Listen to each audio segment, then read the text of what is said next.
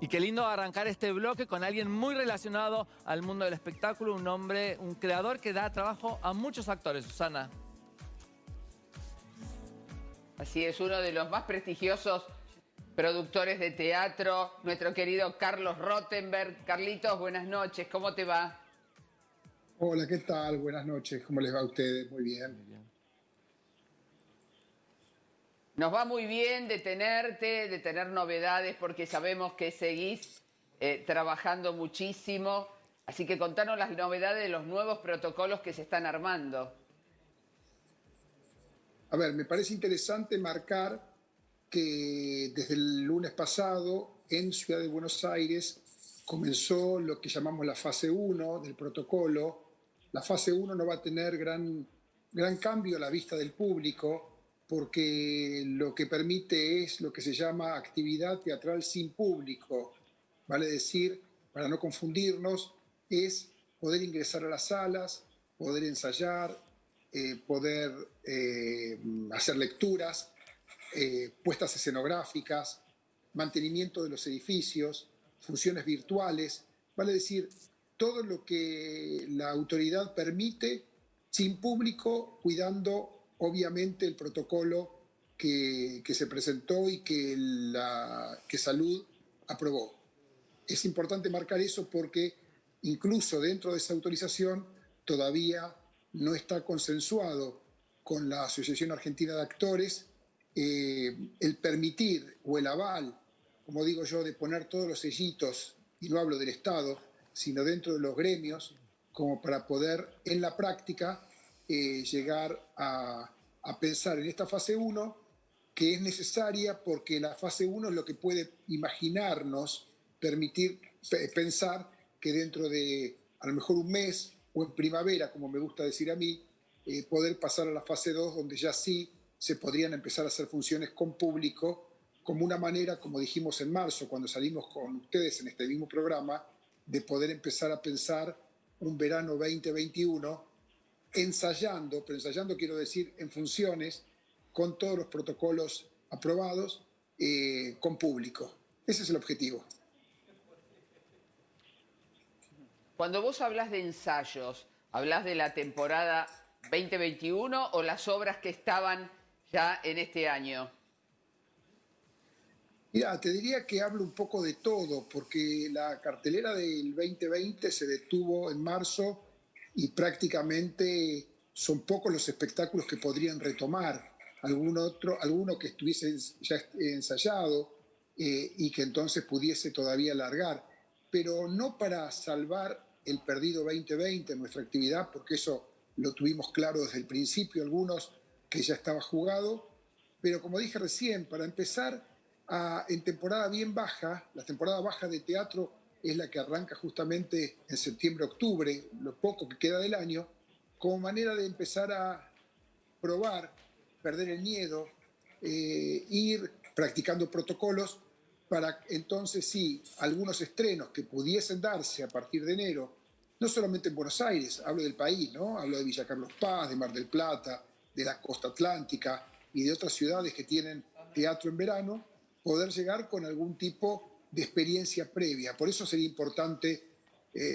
hace unas semanas atrás, a pedido del diario La Capital de Mar del Plata, escribí una columna que titulé Primavera define verano, porque en lo nuestro, primavera define verano, ya que el público es lógico que se puede dar cuenta que nosotros en enero no podemos armar la temporada.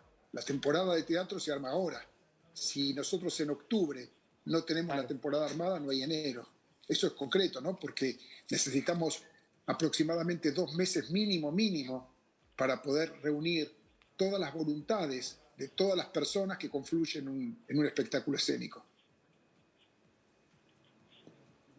Todavía está muchas cosas por verse, Carlos, porque también se dijo que no sería lo mejor que los porteños o gente de otras provincias se trasladen a Mar del Plata por el peligro de un brote de este virus. ¿Está dentro de las posibilidades armar una temporada en Buenos Aires? Sí, es que la temporada de Buenos Aires siempre existió. Son compartimentos diferentes. O Sí. sea, ninguna plaza lleva puesta la otra. Yo quiero repetir lo mismo que me acuerdo que hicimos un móvil contigo antes de comenzar la cuarentena y yo ya te decía en ese momento que en esto se imponía la salud y más en una actividad como la nuestra, que para explicarlo fácilmente, nosotros trabajamos como cualquier tipo de actividad comercial con un destinatario que es el público, seres humanos. Pero nosotros trabajamos también con seres humanos como materia prima. No es igual a una zapatería que la mercadería está estoqueada y puede vender zapatos. Nosotros tenemos que tener dos tipos de protocolos. Uno para la atención al público, en este caso serían los espectadores, y otro tan importante como eso, que es cómo cubrimos a la masa de trabajadores. Porque en esto el gran dilema, hoy es mucho más complicada la decisión que la de marzo, porque la de marzo fue, bajemos el telón para cuidarnos, cuando poníamos aquel cartel, habrá tiempo para volver al teatro, y era muy claro que lo sanitario se imponía y era muy claro que había que cerrar. Yo te dije a vos, Susana, no siempre el show debe continuar, y en este caso no hay que continuarlo porque fundamentalmente necesitamos, 5 meses atrás lo decía, una comunidad sana, o al menos con la menor cantidad de víctimas. En este caso sí la decisión es mucho más complicada, porque ahora se dirime un delicado equilibrio que cuesta mucho entre la necesidad real de toda una comunidad que no ha tenido ingresos, y fundamentalmente hablo de artistas, músicos, hablo de autoras, directoras, escenógrafos, pero por otro lado, la responsabilidad de saber que el organizador, ante, ante una emergencia sanitaria, es el máximo responsable por haber permitido el hecho teatral. Entonces, es bastante complicada, más allá del protocolo, ese tipo de decisiones donde, como obviamente contra la salud no hay con qué pegarle, en el sentido que no hay nada más preciado, imagínate vos que si uno se deja azuzar, yo hoy decía que delata mi edad usar el término azuzar, pero, pero lo vuelvo a utilizar. Si uno se deja azuzar por la necesidad y por las ganas y por el mensaje de abramos, abramos, abramos, si después un actor, una modista o dos espectadores tuviesen algún tipo de inconveniente, esa misma gente que azuzó para abrir es la que a uno lo va a hacer responsable después por no haber cubierto del todo, aunque hayamos cumplido el protocolo, y la verdad que uno ahí tiene que medir claramente hasta dónde vale la pena jugar con esto, cuando se está tratando, insisto, no de un tema empresario, sino se está tratando de la salud de la gente. Y la verdad que es una decisión bastante complicada de tomar.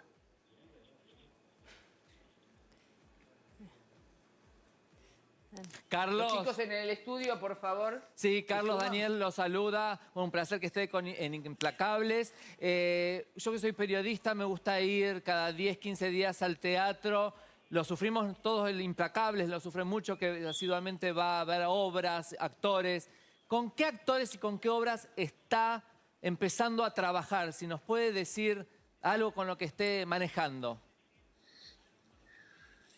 El otro día, cuando el diario La Capital de Mar del Plata me pidió la columna sobre cómo veía la temporada y titulé Primavera define verano, dije también que me sentía como un cocinero que tiene la comida marcada, pero no pone la milanesa a freír hasta no tener a los comensales en la mesa. Yo contestando a eso, Daniel, también tengo una programación marcada, pero no puedo concretarla, porque justamente dependemos de un factor totalmente externo o de un enemigo invisible, como bien dijo el presidente en la primera conferencia de prensa, donde uno tiene a diario montones de llamadas de teléfono, haciendo Zooms, Skype, Instagram y todos los tipos de chateos posibles. Pero dar nombres no tiene sentido porque todavía no tenemos en claro si ponemos la milanesa a freír, haciendo la analogía con ese cocinero. Entonces nos parece, o por lo menos en mi caso, sigo cumpliendo aquello que dije en marzo, que fue esperemos a primavera y en septiembre, dependiendo del balance sanitario que arroje el país y las distintas jurisdicciones, ahí sí pongamos manos a la obra para imaginarnos un octubre y noviembre ensayando, incluso seguramente con funciones en la ciudad de Buenos Aires, insisto, con funciones acotadas de menor a mayor en cantidad de gente, pero para tratar de tener estrenos en Navidad, también con protocolos sanitarios, pero que nos den alguna tranquilidad. O sea que no es un nombre en particular. Yo recuerdo que en enero pusimos el dedo. Poner el dedo para mí hace más de 20 años es la manera de firmar los contratos sobre un papel en blanco con Mauricio Dayú, por ejemplo, para hacer el segundo año de El Equilibrista en Mar del Plata. Y nos hablamos semanalmente diciendo, ¿qué hacemos con el dedo? Y lo tenemos puesto, pero no sabemos más nada.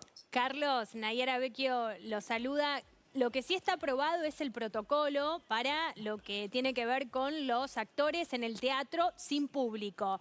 ¿Cambia mucho la forma en que se van a relacionar los actores? ¿Se cancela el beso porque tiene que ver el beso con quizás personas que vivan y sean pareja en la vida real? Contanos un poco cómo es ese protocolo, los objetos se van a limpiar con alcohol en gel.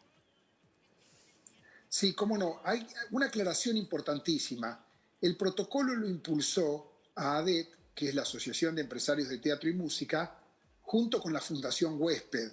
Fue presentado y está aprobado, pero todavía no tiene el visto bueno de la Asociación de Actores. Me importa marcarlo porque nadie va a hacer, por lo menos en nuestro caso, nada sin tener la anuencia de todos los gremios. Digo esto para no confundirnos.